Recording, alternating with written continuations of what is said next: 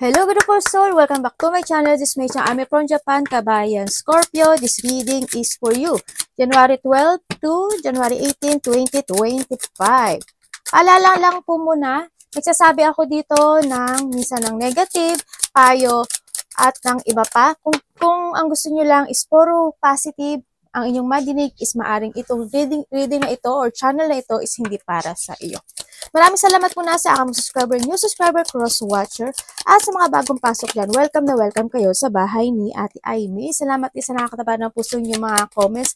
At sa mga nagpa-personal reading, maraming salamat po. Kung gusto niyo na energy niyo lang talaga, ang gusto niyo makuha natin, all the details para sa personal reading ay nasa baba ng video na ito. This is a general reading, magkaiba ang general reading at magkaiba ang personal reading. Pag hindi nyo alam ang vice versa at ang general reading o personal reading, ay paki-research na lang din sa Google para hindi kayo maligaw sa ating reading. Kunin mo lang ang sayo at itapon ang hindi sayo. Maaring ito vice versa, energy mo, energy ng person mo, energy ng malapit sa puso mo. Nangyayari or mangyayari pa lang. Just your own intuition, labakan natin ang ating isipan. Tatandaan nyo palagi na marami kayong energy sa mundong ito. Kung sino yung nahanditong energy, hindi ko alam kung sino. Dahil ang dami nyong energy. Pag nag-resonate sa inyo, nangyari sa inyo. Pag hindi, ibig sabihin, hindi nyo energy ang ating nakukuha. Para kay Scorpio. Thank you. Kuha pa tayo ng dalawa. Ayan na. Ayan na. Tingnan natin. Unahin natin ang iyong angel numbers. Maaring nakakakita kayo ng mga repeating numbers. The void, longing, technology, ambition, genius, forward thinking, stress, and depression. Ayan. May halata namang meron. Halata naman yung mga ganito kayo. No? You have more control over your life than you realize. Learn, and execute what interests you. Turn things around. It gets better with time. There are plenty of friends to make. So chill out, have fun, and open up. Go outside. Yan, baka medyo nai-stress na kayo, kaya medyo minsan hindi kayo nakakapag-isip mismo ng maayos, no? Yung mga medyo stress tab o may mga pinagdadaanan. Siguro it's time to go out then with your friends, no? O kaya punta kayo sa mga park if you want. Kung gusto nyo lang, ha? Kung ayaw nyo, okay lang din. And we have naman, maaring ikaw ito or kapatid mo, or boyfriend mo, kung sino man siya. Maybe you are dealing in a relationship with this man, maaring mahaba buhok niya, o may pagka, Indian, yung face niya ganyan. No, kung sino man siya. And of the seahorse, may mga family matters. And of the arrow, you are the right path regarding some aspect of your life. O kaya, regarding some aspect of your life. And you have the ear, good news. Maybe you will receive some good news, information, ganyan. No, ako nakikita dito, kung ano man siya. Ingat di kayo, sweet come sa tenga nyo, no? Yan. Kailangan muna nating makinig muna ng maigi kung kinakailangan. And then also, ingat din, baka sakaling iba sa inyo, maaring nangihina na yung pandinig or may mga something sa tenga nyo, no? Ingat lang din. Baka makagat ng langga, makagat ng ano pumasok dyan. Ikaw or malapit sa puso mo. Younger man, dealing or relationship with the younger man. O maaring itong man is tatay mo, diba? Kuya mo, o baka ikaw ito, pinakabata, or vice versa. O karelasyon mo. Wanna kill, get back to the basic. Ito na yun is you need to get back to the basic. And kasi we have then also the 555. 555 kasi is a change, no? Yan yun. Kailangan ng encouragement, support, obstacle, battle, calling, restructuring, creative work. Kung ano man yan. Yan, change kasi ang 5. May mga changes na magaganap sa'yo. O, tama nga, may mga change. We have the 3, 19, 26. Baka mga birthday nyo yan, o edad nyo yan, or 31. O baka mga anniversary nyo yan. Kung ano man siya. Okay, well, the ship, ibig sabihin is, maaring iba dito is have a travel. Yan. Ship, tower, book, and sun. We have the Virgo, Capricorn, Gemini, and Leo. But also we have the Virgo. sa gilid, no?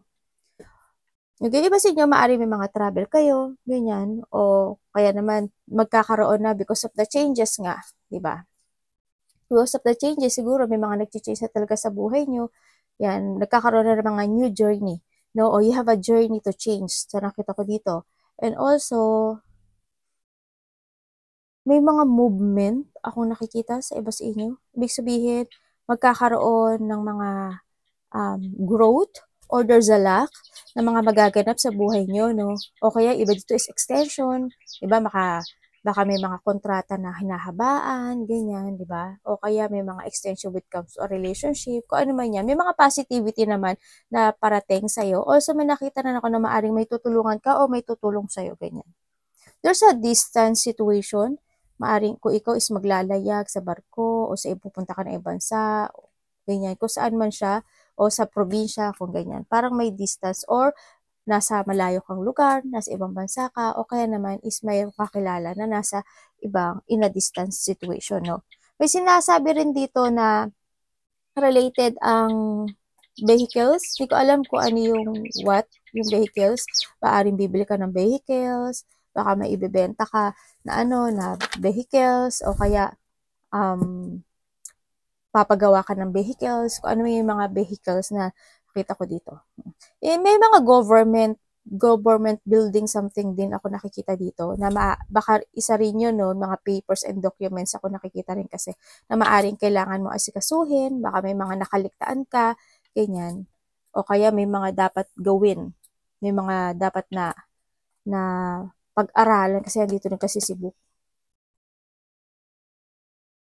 There's a loneliness na siguro minsan parang feeling mo na handito ka sa sitwasyon mo na parang sa kawalan. Parang siguro may mga gusto kang gawin, may mga gusto kang i-change, di ba? Maaring ganun sa iba na kung titira mo, di ba, parang nasa tower ka.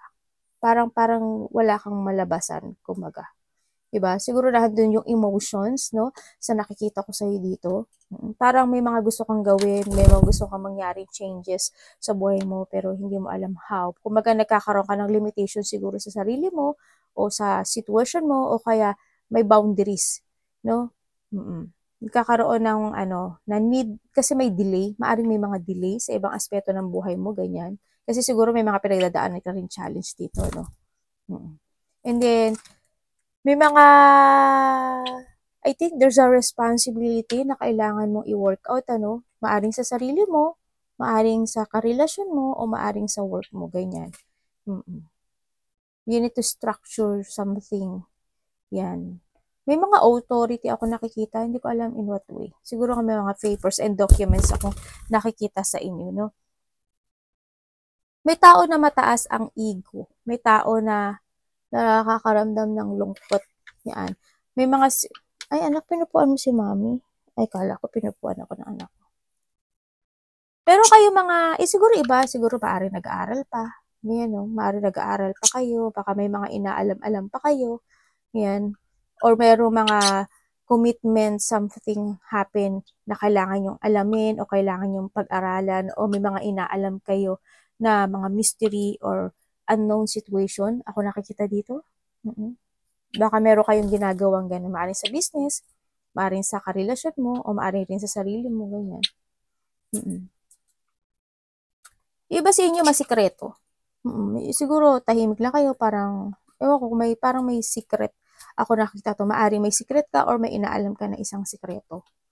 No, na isang tao. And also, pero naghandito ang nakikita ko sa'yo kasi we have the sun. Ibig sabihin, there's an opportunity na nag-o-open sa'yo, no? Ibig sabihin na talagang kailangan mo ng changes dito, no? Kailangan mo na may mga part ng buhay mo na kailangan mo baguhin, i-change, ganyan. Kasi this is an opportunity, eh. Yan. To shine, or kumbaga, positive to. Feel sa positive. Kasi, ito yung magpapalaya sa'yo. Kung nandito ka, ito yung magpapalaya sa'yo. Kaya lumabas din si Change, diba? Ito si Boyd. Parang maaring matagal na kayong doon sa sitwasyon na yun, ganyan, at nai-stress ka na, or nagkakaroon ka ng depression, na it's time to change. Ang sinasabi rin dito. Kasi yan yung opportunity na you will see the light, kumbaga. Andiyan yung opportunity na parating o dumadating sa'yo. Yan, may mga sitwasyon na need to success o may mga sitwasyon na ito kasi yung kalayaan mo. Ganyan. Kung kahit siguro, alam mo naman yung katotohanan, di ba? If you change, there's a positive outcome na mangyayari sa buhay mo. Kumbaga, kailangan dito is confident, di ba? Kailangan dito is, know your purpose. No? Kailangan dito is, alam mo kung ano yung i-main concern mo, alam mo, ibalik mo yung sariling lakas mo, sariling sigla mo, para alam mo kung ano yung dapat mong gawin o mga dapat mong baguhin, decision life, ganyan. Kung ano man yung mga changes na gusto mong mangyari sa buhay mo. Kumbaga, siguro kung nandito na si Sun, kasi we have the Tower, kung may mga delay, something happen naman sa'yo, maaring may mga positive happen na mangyayari sa'yo. Tingnan natin, kuha tayo ng 3. 3 card. Para kay Scorpio. Presume. Kung ang life nyo ay puro positive naman, at nakakita ko dito ng negative, well, let out nyo na lang to, no? Maaring hindi to energy mo, kasi puro positive ang nangyayari sa buhay mo. Tingnan natin para kay Scorpio. Okay.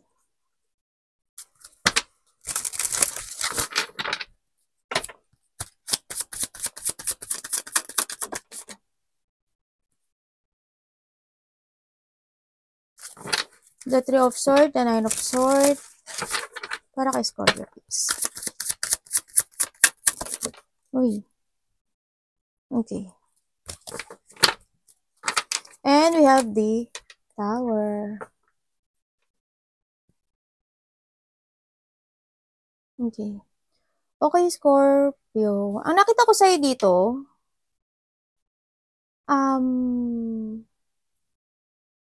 parang may isang tao, ako nakikita dito na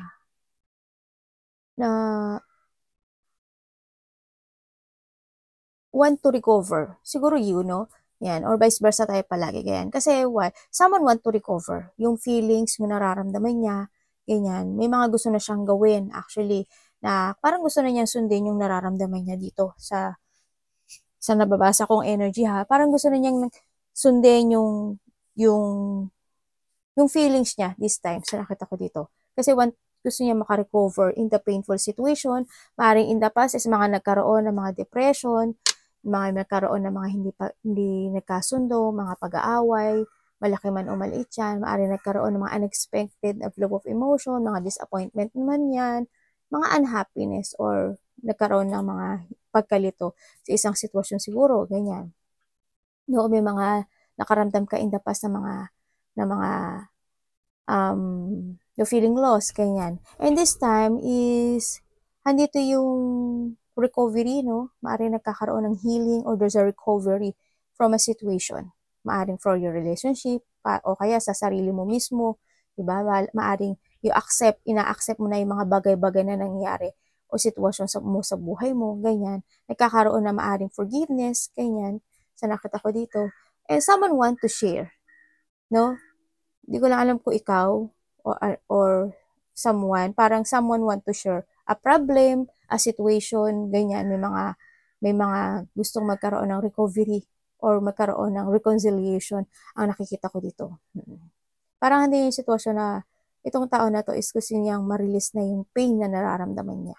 Kung magkaroon ng pagkakabati, ganyan. Pag-accept na lang yung mga sitwasyon, ganyan. So, nakita ko dito. Tingnan pa rin natin, Diba sa inyo, you have an idea to create again, to focus to yourself more, no? Sa iba sa inyo, ganun. Andito kayo na you want to create, or yung sarili mo na, nasusundin mo na yung sarili mo, I want to fight, ipa-fight mo na yung mga gusto mong gawin ngayon, yung mga gusto mong gawin ngayon, yun. Kumbaga, may mga nagiging idea na kayo to pursue. Ito nga yung sinabi ko kanina, di ba? Parang nagkakaroon na kayo ng purpose o main concern in life nyo. Ito yun. Lumabas siya.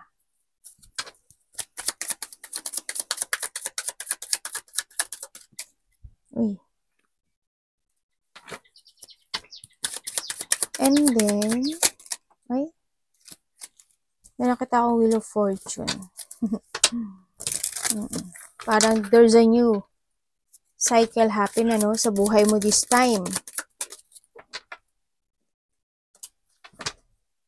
And I have the Two of Cups. Okay. Okay, sa ngayon, sa nakita ko dito with comes to your card is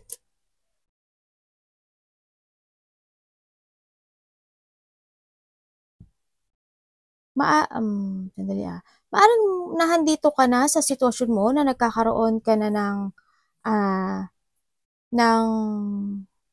mga layunin this time, ano, parang hando ka sa you are focusing and take it action to make it real. Lahat ng mga goal mo this time sa nakikita ko ito. Parang may isang bagay ka na you want to quit. Ganyan. O, handito yung sitwasyon na yung ang tagal mo na naghintay doon sa sitwasyon na yon, pero this time is ready ka na. Ganun sa nakita ko dito. Na ready ka nang gawin yun o ready ka nang umalis doon sa sitwasyon na yun. So nakita ko dito. Kumbaga, dito na yung nagkakaroon na ng mga solid beginning, ng mga na sineset nyo na yung mga goals nyo this time, ganun. May mga layunin na nangyayari sa buhay nyo this time. May mga excellent, na kayo, perfection. Ano yun? Excellent perspective. Engot lang no? Yan, may mga excellent perspective na kayo sa buhay nyo. Kumbaga, kung may mga problema in the past, ngayon this time, there's a solution. O kaya naman, meron kayong hindi nagkasundo na mga mahal sa buhay, kasama sa trabaho, o saan man yung kapatid mo, ganyan. Nandun na yung sitwasyon na maaaring magkakaroon na kayo ng pagkakaisa, no? Magkakaroon na sa iba ng mga teamwork, ganyan, magkakaroon na ng maybe someone's, yung iba, tutukahanin mo lang yung sa'yo, maybe someone's admitting na, okay, I'm fine, tama na, ako na lang ang mali, ganyan. May mga ganun ako nakikita. Maaring may makipagkita sa'yo or ikaw, ito, no? Kasi someone also want a union or gusto niya ng togetherness or pagkakaisa talaga. Kumbaga, itong tao na to is gusto niya ng balancing situation sa inyong dalawa. Handun na yung sitwasyon na itong tao na maybe naghihintay siya ng tamang panahon to talk to you, no? Na maaring gusto mag-apology o gusto kanya kausapin, ganyan, sa nakita ko ito. Kasi gusto niya ng union. Yan. Gusto niya magkaintindihan kayong dalawa. Tingnan natin si Nine. Maaari ikaw ito. Ay, naku anak. Parang may nakita ko sa yung pupo. Pupunta sa card natin, anak. Abunay. Tingnan natin. Nagkakaroon ng exhaustion dito, no? Nagkakaroon ng parang may na-drain, parang may nalaman or nagkaroon ng burnout. Ganyan.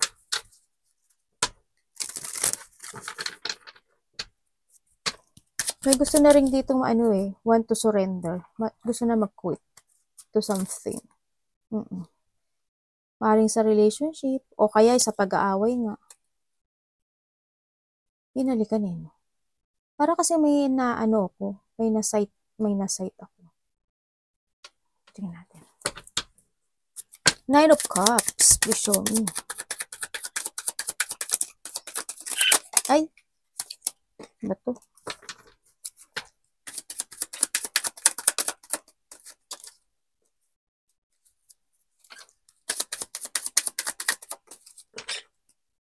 You have the Ten of Cups, oh. Oy, Three of Swords. Just wait a minute. Dalawa na yung Three of Swords mo I-confirm natin. I-confirm ko ha. Bakit?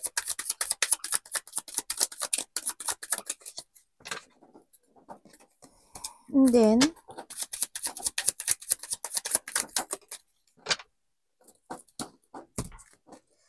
the Wheel of Fortune. Okay. Sa nakita ko dito, may mga idea or may mga sitwasyon na you want to create or may mga idea ka na gusto mong gawin sa nakikita ko dito, no? Pero hindi siya stable, no? Hindi siya actually stable. Kumbaga, pinag-iisipan mo siyang maigi. Pinag-iisipan mo siyang maigi kung kinakailangan mo bang mag-move on na o sundin mo na lang yung puso mo, ganyan, o kailangan mo na bang lumabas dun sa sitwasyon na yun, ganun, nandun ka sa sitwasyon, parang nandito ka sa, sabi ko nga kanina, di ba, parang nagkakaroon ng depression, o yan, may mga situation na hindi ka totally sure, no, para mas, I hope, ano, kasi we have the sun kasi, no, I hope, kasi, siyempre, di ba, we have the change din, di ba, ito na yung ano mo, di ba? Thinking, stress, and depression, di ba? Ito yung sitwasyon na yun ang kailangan mong malakpasan. Kasi you have the wheel of fortune. Ito na yung sitwasyon, and you have also the tower, di ba? It's up to you. Ito. You have the magician. Ibig sabihin, may mga bagay sa buhay mo na kailangan mong tapusin. Na kailangan mong mamili. Either magpapa-apekto ka dun sa sitwasyon na yun, or either i-follow mo, or magdidesisyon ka to move forward. No? Ganyan. If you want to abandon it, diba, try it. Pero nasa sayo pa rin yung sitwasyon na to. Wala sa akin, wala sa card, diba? It's up to you. Pero ang sinasabi dito ng universe, the wheel of fortune. Kumbaga, tuloy-tuloy lang. Ano mo, you need to decide. You need to decide dito. Kasi, why? Nandito kasi sitwasyon na pinag-iisipan mo eh. No? If you want to withdraw or sulong din. Actually, if you want to withdraw or to retire from something, naghahanap ka, nagsisiyasat ka at naghahanap ka ng mga katotohanan. Ganyan. Hindi nadi-depress ka talaga, is na-stress ka. There's a loneliness, no? Hindi yung nalilito ka. As in, nalilito ka. As in, nagkakaroon ka ng frustration to follow, no? Nagkakaroon ka ng negative thought or maaring natatrap ka talaga dun sa sitwasyon na yun o kaya naman handun talaga yung you're stuck in that situation, no? Nakita ko dito. Siguro is time to release. Kung ano man itong sitwasyon na to na pinagdadaanan mo sa ngayon, sa nakita ko dito, siguro is time to release. Pero no, kung magkapahalagahan mo rin yung sarili mo. Halimbawa, hindi lang to sa relationship or relationship, also sa sarili mo, ganyan, o kaya sa trabaho mo, di ba? Halimbawa, sa sarili mo, meron ka mga bagay na hindi nagiging good sa health mo. Halimbawa, may mga bagay na hindi nakaka-healthy sa'yo, pero kinakain mo at iniinom mo. Halimbawa lang to ha, diba? Kailangan mo rin pahalagahan yung sarili mo. Kasi why? Maaring dumating yung time na ikaw rin yung mag-suffer dun sa sitwasyon na yun, no? Kaya kailangan mo na pahalagahan din yung health mo, yung sarili mo. Yun. And may nakikita rin ako dito na maaring may tao, ikaw ang malapit sa puso mo. Hindi ko alam what happened sa kanya. Parang mayroon siyang problema sa mata. May problema siya sa mata. Tsaka may problema siya sa bandang tiyan. Kaya kung yung mga magpa-check up kayo when it comes to your health. Kasi nakita ko dito is I don't know if this is the past situation. Ako nakikita. Pero if ever na merong ganitong case kayo, no, try to check up pa rin kasi parang may nakita kong sakit sa bandang sa bandang tiyan, tapos mata, ganyan, no? Hindi ko alam kung naglalabo mata niya o operahan siya sa mata. May nakikita rin kasi akong hospital. May nakita akong confined or may nakikita akong ano ba dito? Nakikita akong paralyzed, ganyan. Siguro basta take care lang, no? Take care lang. Alagaan niyo yung sarili niyo. For hindi naman masama, di ba? Yun ang nakikita ko. Siguro ikaw o a part of the family, malapit sa puso mo na yun po ang espresyo.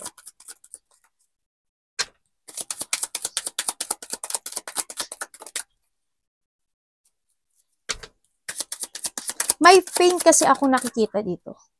May pain. As in, yung iba siguro sa heart, ganyan, makita ko. May problema sila sa heart. O kaya sa stone. Parang gano'n kasi nakita ko. Sa stone, bandang tiyan. May eye din ako nakikita sa mata, sa heart. Kaya may nakita akong gano'n. No?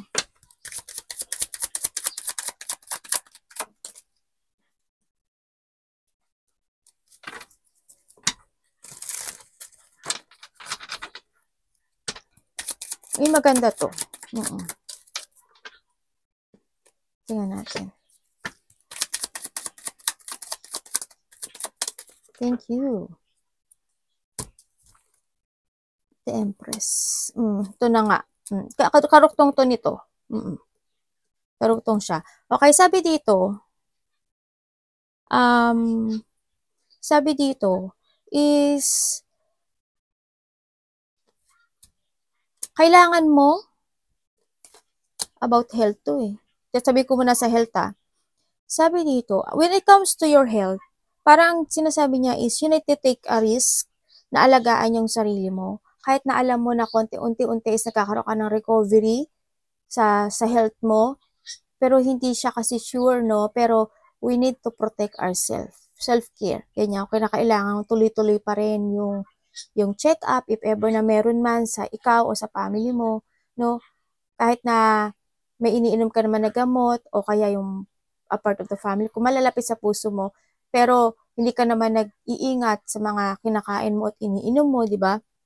Hindi pa rin siya kasi hindi ko pa siya nakikita na it's totally stable itong health issue na to, no? Hindi siya stable. Oo. Kaya ang sinasabi dito is kailangang pahalagahan nyo yung health nyo. Kailangan mag-take a risk kayo kung kailangan mag-konting exercise, kahit walking, ganyan.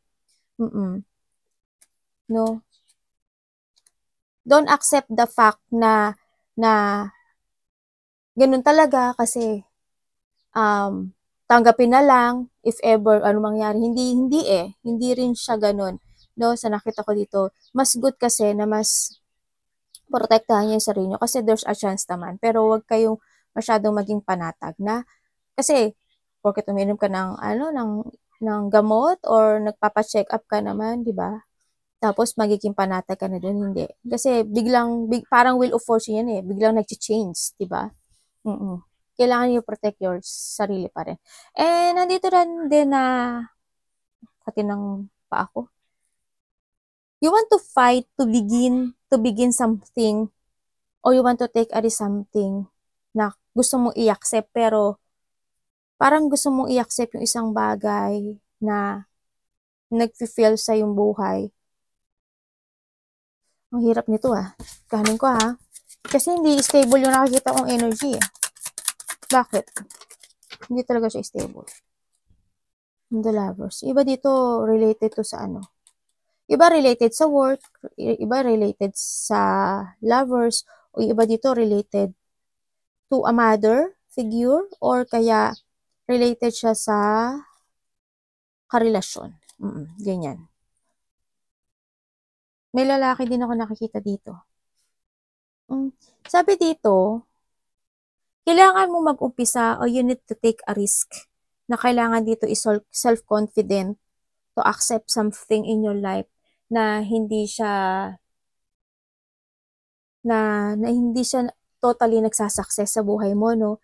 Sa nakita ko dito, it's time to revert or to renew, no? Sa nakikita ko dito, kailangan kang mag-renew this time and kailangan dito ng balancing, no? Sa nakikita ko, either to your money, to your health, sarili, to your lovers, or to your work, or pera man yan, no? Kailangan dito is a balancing situation, no? Sa nakikita ko dito. And also, when it comes to a relationship din kasi dito, andito yung dipon din, no? Andito yung mga battle na parang hindi kayo ata nagkakasundo dito sa sitwasyon na to. When it comes to a relationship, kung may relasyon ka, sa nakita ko dito, maaring yung iba sa inyo, na-hurt kayo kasi maaring iba is may another person, ganyan, maaring may tao na may pagka-playing, di ba? Kaya nakikita ko yung relationship is not stable. No? Kasi anytime, ganyan, nandito siya. Parang tower siya. May mga maaring there's a revelation ka nalaman or parating pa lang siya or expect the unexpected happening. May mangyayaring ganun. O maaaring nangyari na isa ba? May mga magaganap na ganun. And also, may nakikita ko rin dito na may makikipagkita sa'yo or there's someone's want open communication sa'yo sa nakikita ko dito.